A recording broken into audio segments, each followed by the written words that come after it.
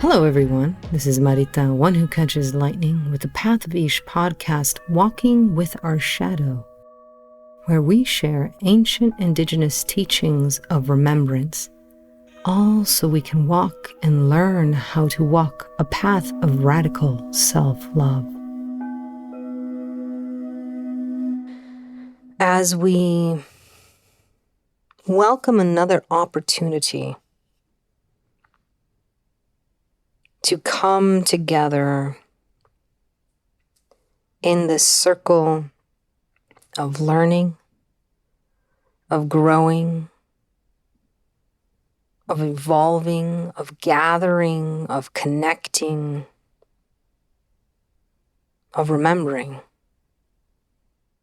of being the question, of leaving our wisdom at the door, this circle that holds who we have been, are becoming, and who we are when we are presently aquí. We come with gratitude today for this opportunity to be witnessed, to be heard, and to show up body, mind, and essence in whatever state you find yourself in. And I want to take a moment before we open up this circle, because we've acknowledged the circle, we've acknowledged what is being held there, what is being asked there, the possibility and the depth of it.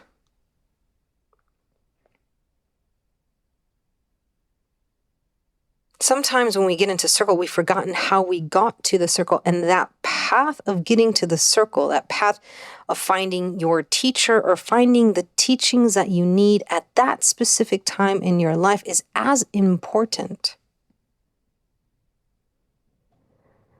So I want you to pause right now before we call the directions and just reflect upon how you arrived to this podcast today. What has been your path to the path of Ish, to Cuatro Manos y Cinco Volcanes Farms,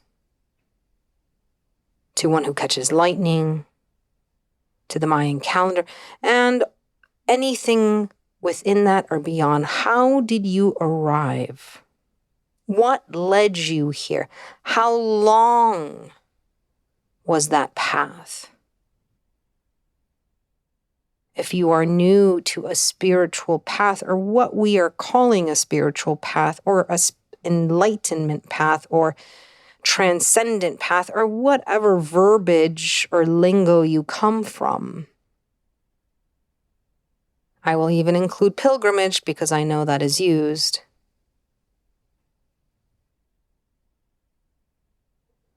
How long have you been on that path?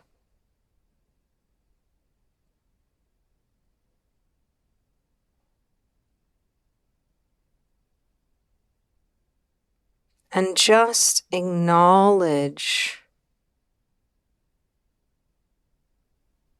yourself.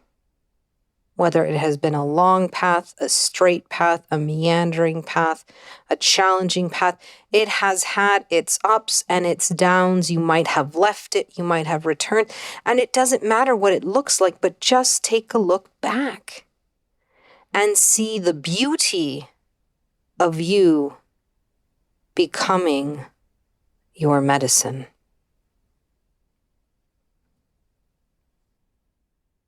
And as you allow yourself that grace, you give yourself permission to have that value of walking the path with a question.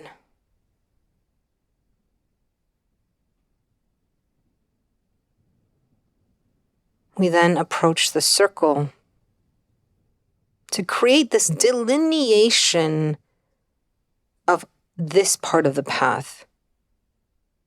So whatever shape your path looks like, in this portion, you should have a circle being shaped upon it. As we ask the directions of the east, the south, the west, and the north, that above, below, and on this plane, to create circleness for us as we enter into it as part of our relationship to ourselves, to our own wisdom, to the wisdom and the teaching of others, to our medicine, and those that hold their own medicine.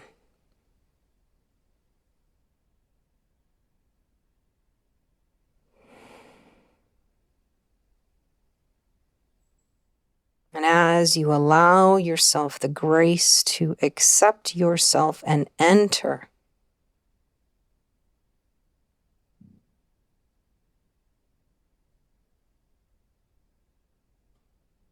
see how that makes you feel, having arrived here now for this moment. If you have a somatic practice or a breath practice, I encourage you to do so now. And for those of you who know, or at least are in the practice of the 3-breath practice, let us take 3 breaths together now. And just take these breaths in and out through the nose, calming down that vagus nerve. And this first breath, calling, inviting the mind into this time and this place. In and out through the nose, calling and inviting the body into this time and place. In and out through the nose, calling and inviting the essence into this time and place. And as we continue breathing easily and inviting ourselves in, I would like to take a breath to invite the energy today that we will be talking about. And this energy has many names and many stories and myths about it, philosophies about it, many followers, forgotten wisdom, connection to stars and to planets, stories of sacrifice, stories of creation.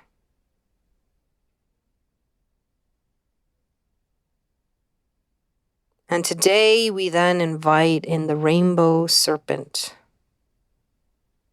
And in the tradition that I come from, Quetzalcoatl, Chican, that energy that was found in the Popol in the primordial waters, this crocodile, this energy swimming around with, putting on quetzal feathers, this dragon, this being of creation that in the Popol created with the energy of thunder and lightning. Some would call that Quetzalcoatl. And you'll see that mythology also in the Aztecs as well as in the Mayan creation stories. In some stories, Quetzalcoatl is one of the directions, one of the energies as represented not just by direction, but connected to Tezcatlipoca.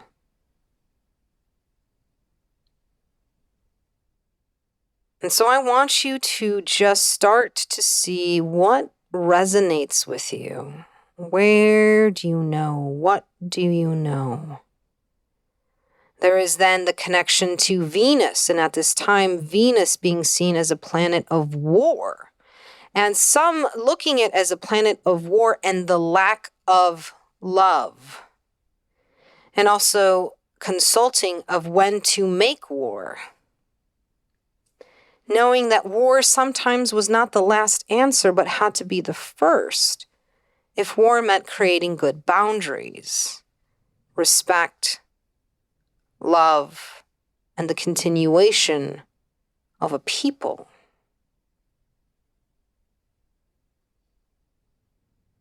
Then we have the connection of Quetzalcoatl bringing and stealing, first stealing, quote unquote, stealing from the heavens, from the God's garden, one could say paradise, the tree, one of their favorite trees, one of their favorite fruits, one of their magic medicines of cacao, and coming to Earth and asking Earth Mother to take in the tree, asking Tlaloc, God of rain, to water it.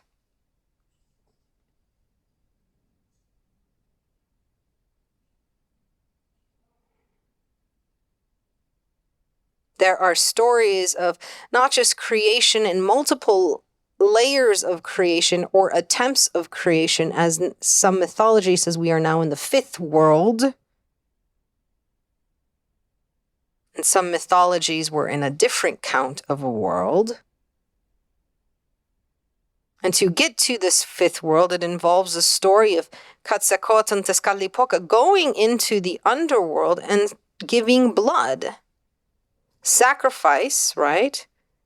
For the remaining human bones that were left in the underworld so they could bring them up and make humans in this new world of the fifth sun.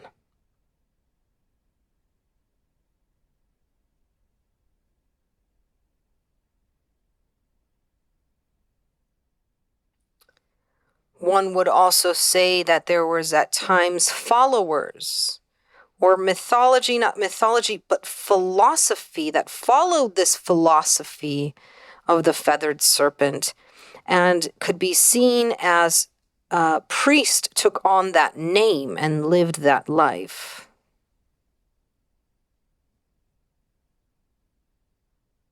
And the beingness or the rules or the philosophy of this energía can be seen in all of these stories. And most of these stories have in and of their nature a relationship to the world, this planet, and the humans upon it. Quetzalcoatl brought cacao as to give humans love and hope. It is that warrior rainbow medicine where warriorism is about being as honest, as aligned with your body, your mind, your essence, your sexuality, your procreative nature, your light, your dark, your shadows, your subconscious, your conscious, all of your parts, that as societies have become more civilized, they fragment even more and more and more. And one of your parts, your animal part, your beingness part, is as a creature of Mother Earth. Let us not forget that. And Quetzalcoatl reminds us of that because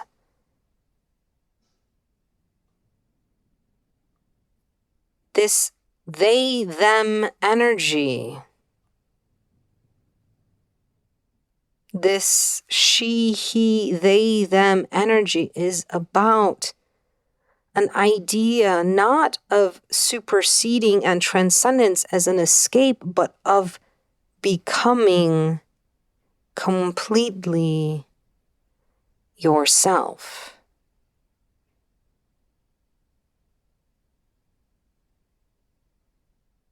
Accepting your journey, your lesson, why you are here as part of the question. Whether you know it as the morning or evening star or as the rising sun, Quetzalcoatl has this cycle of love and relationship to this planet and its creatures. One might even say is the warrior of love, uniting all parts all kingdoms to the heartbeat of the question.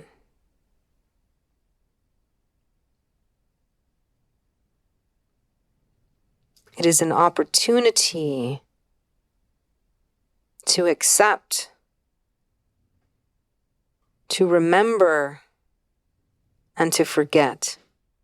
To forget the binary construct of colonialism, to forget all of what society has built in a quest to have the answer and become once again the question. And to approach this question with curiosity, courage, play, and love.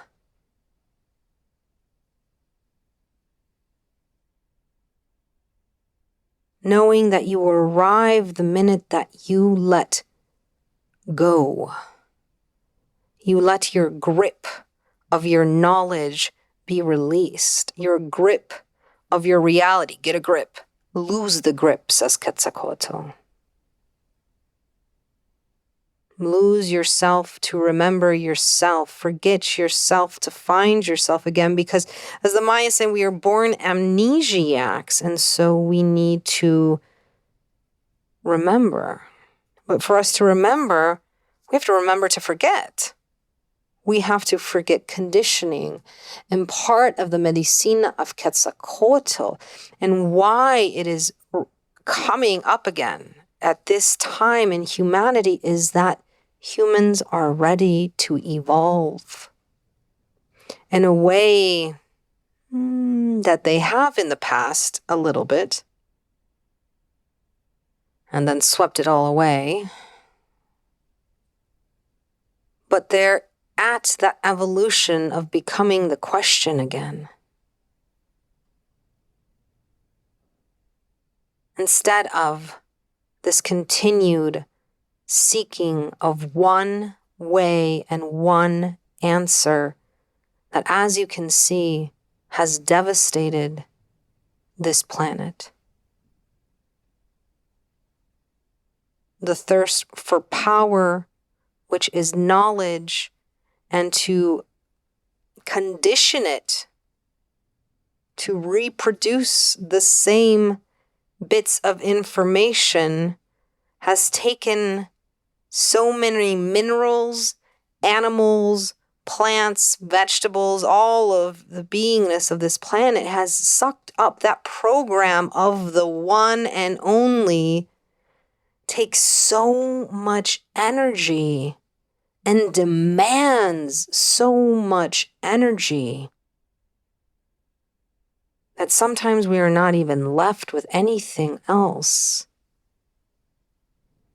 And Quetzalcoatl brings back the question,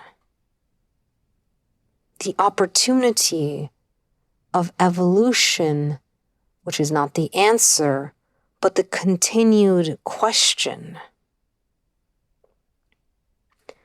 Who am I? Who am I in this situation? Or in this situation? Or in this other situation? Who am I? If I approach this lifetime with this question in one way, and then approach another lifetime with this question another way. And the question is one of the lessons.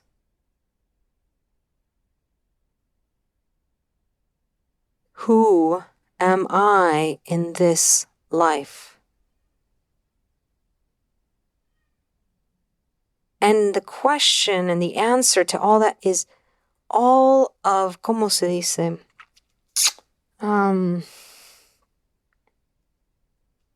Experiments, you could say, that you create for yourself. You project the realities, which are the situations or the equations or the scientific experiment that you are running. Will I be kind if I'm hungry? Will I be kind if I'm hungry and know that I never know when I will get another meal? Versus, will I be kind when I'm hungry and I know that I can get a meal anytime that I want? Will I be kind if I'm hungry and I have to kill an animal and take its life, but know and be in relationship because I have fed that animal? I know that my bones, will feed their ancestors, or I have fed it and given to it. Versus, will I, in this process of eating, consume more than that animal and not give it its due? Do I lose my kindness then? And so we ask questions like these over and over and over and over again, and each is a situation of the question. And Quetzalcoatl is here to let us know that it is okay to be the question.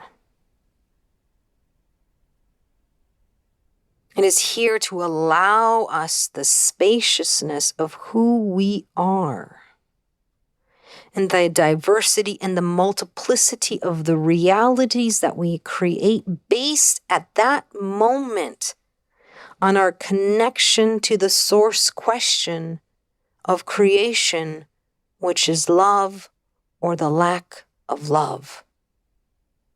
Love or the war inside of us.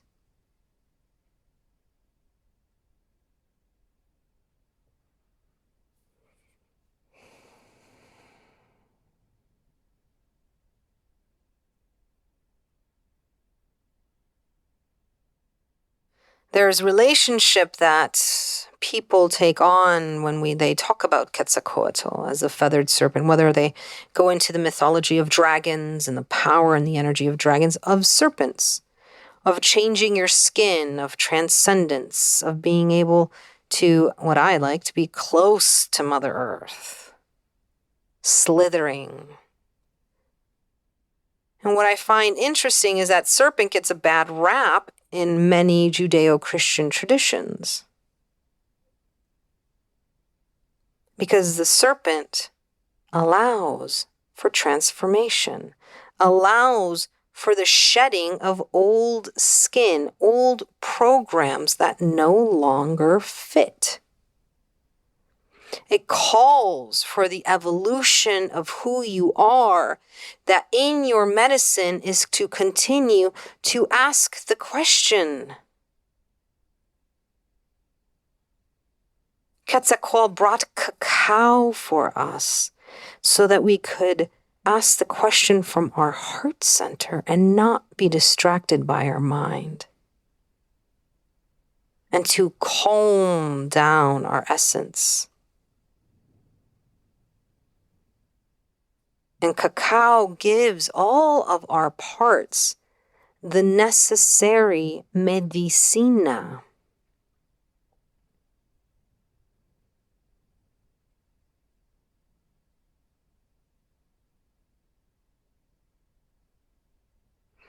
I have more and more people coming to me asking this question.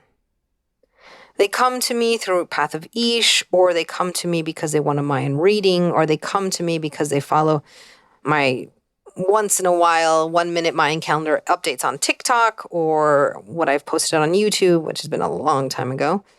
But they keep asking me primarily about the Mayan calendar, and then the other avenue is cacao. But as we continue to discuss and to talk, to learn, one of the questions that I'm really getting, and more people are coming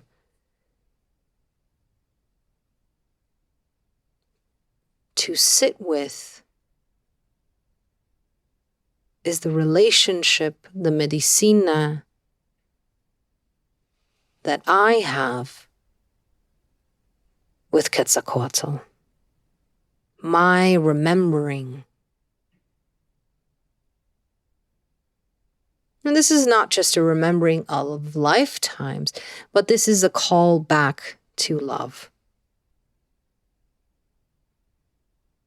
A being that in their beingness and their they, them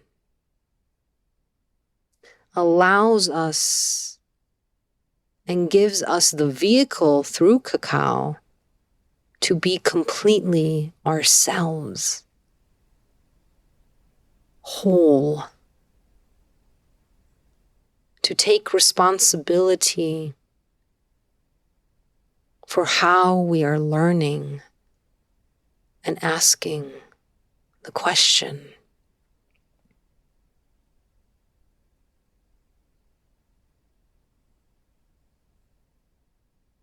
To sit with the unknown, not to tackle it and to conquer it or to be afraid of it, but to sit with the possibility. Can I show up in that whateverness, that endlessness, as more me? Or will I be distracted, or will I try to conform?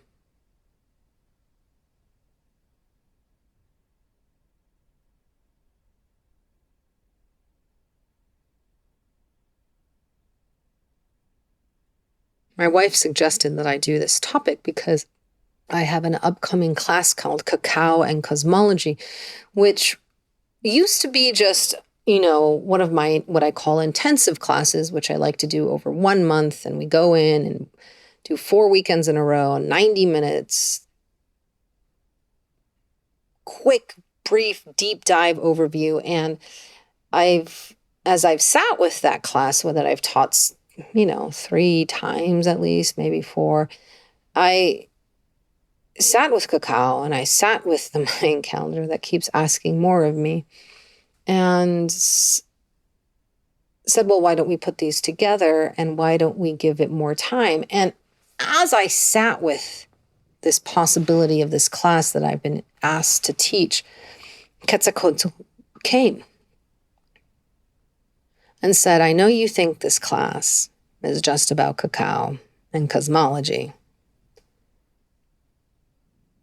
but it's really about awakening the sleeping heart of the rainbow warriors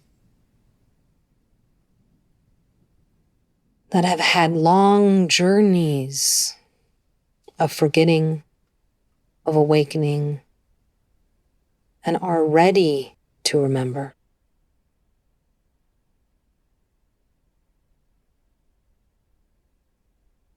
To awaken the sleeping heart.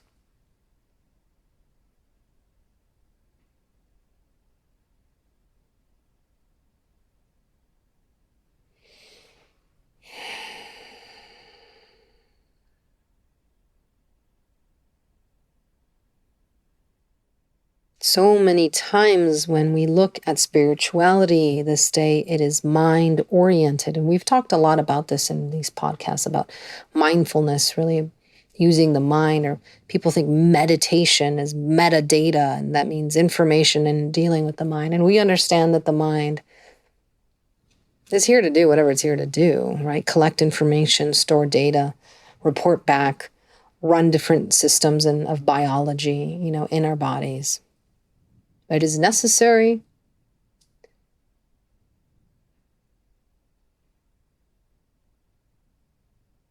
But we don't speak of the heart in spirit or spirituality as much. Because it is the question, and we're afraid to ask the question because we've created societies full of answers. Full of needing to be right, get it right, be the one. Because then you will get the followers.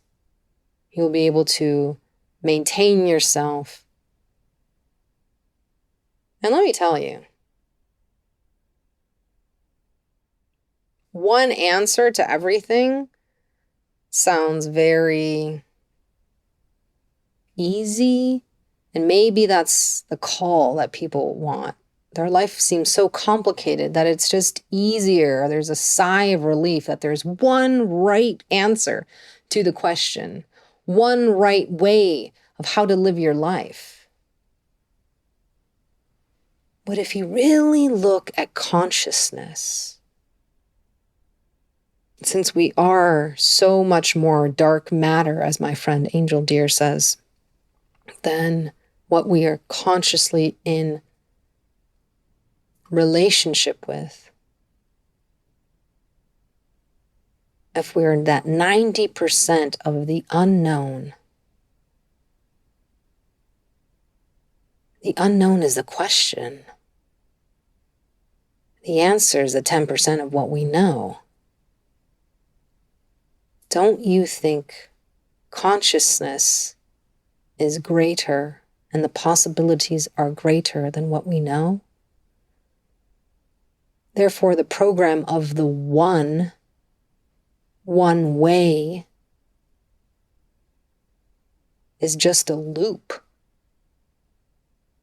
Its feedback is to keep itself alive, not to expand.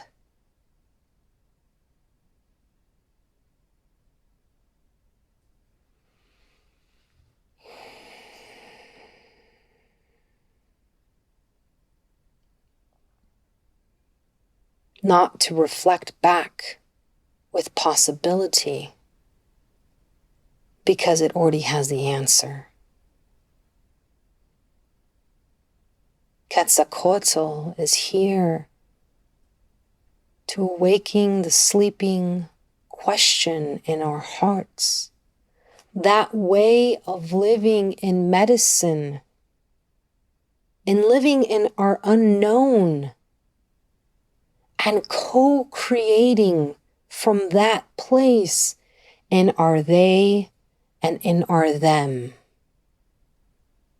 Beyond the binary, beyond the known, beyond the constructs of what humans have tried, humans have destroyed, and humans are trying to remember again.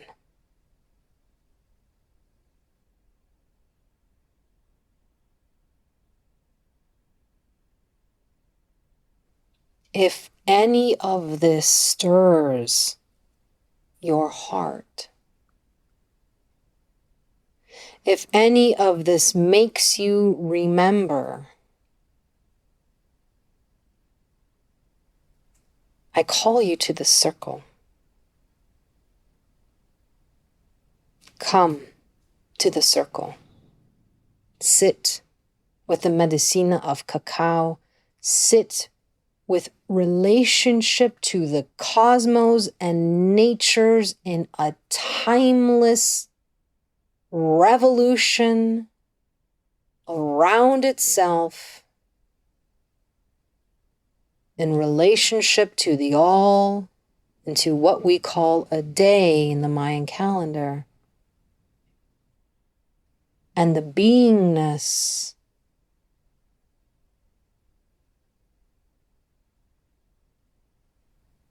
of transformation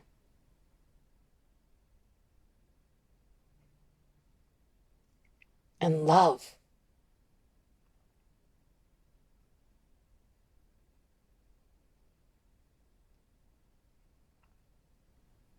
And so I'm going to ask with deep humility,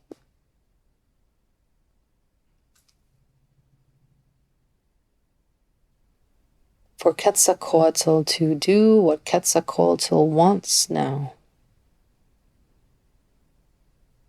If you would like to connect, be introduced, this would be the time. And so I will just hold a space of silence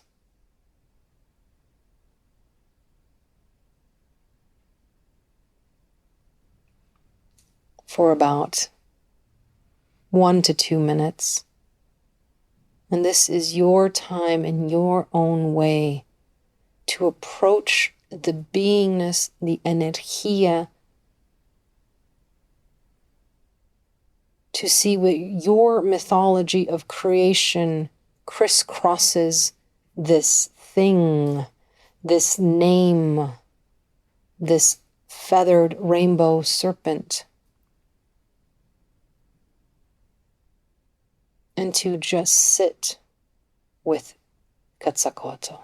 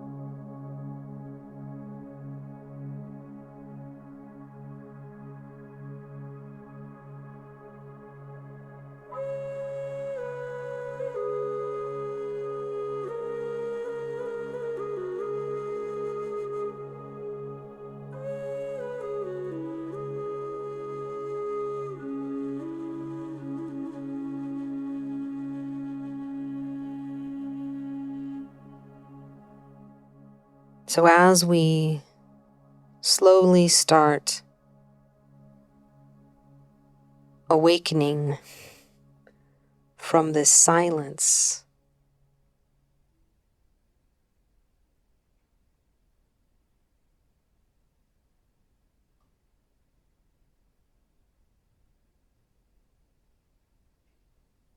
I invite you to take your 3 breaths as you slowly come back. And as you slowly come back, take a moment to gift Quetzalcoatl for this time, for showing up. Whether it is in song, it could even be whistling, or the laying down of cacao, or copal, burning of copal. These would be good ways.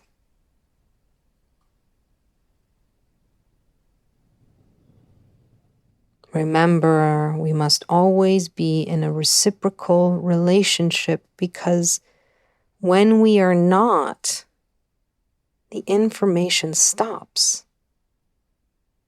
When we just take, the information stops. It cannot grow. You become the answer. So I welcome you on a path of reciprocity, acknowledging the sovereignty of all beings as they are in their own evolution and growth process, as they become the question. With that, we close this circle. We give gratitude and thanks to my ancestors, to my teachers who have passed on and who encouraged this relationship from a very, very young age. To the east, to the south, to the west, to the north, to those above and below and on this plane, and all the ancestors who showed up today. Shade. Once again, it is with deepest gratitude that I bow to you for joining me on this podcast, this episode, this circle, this plática, this meditation, this remembering. I hope that you have stayed curious. I hope to see you in the circle again next week. So make sure that you like or follow.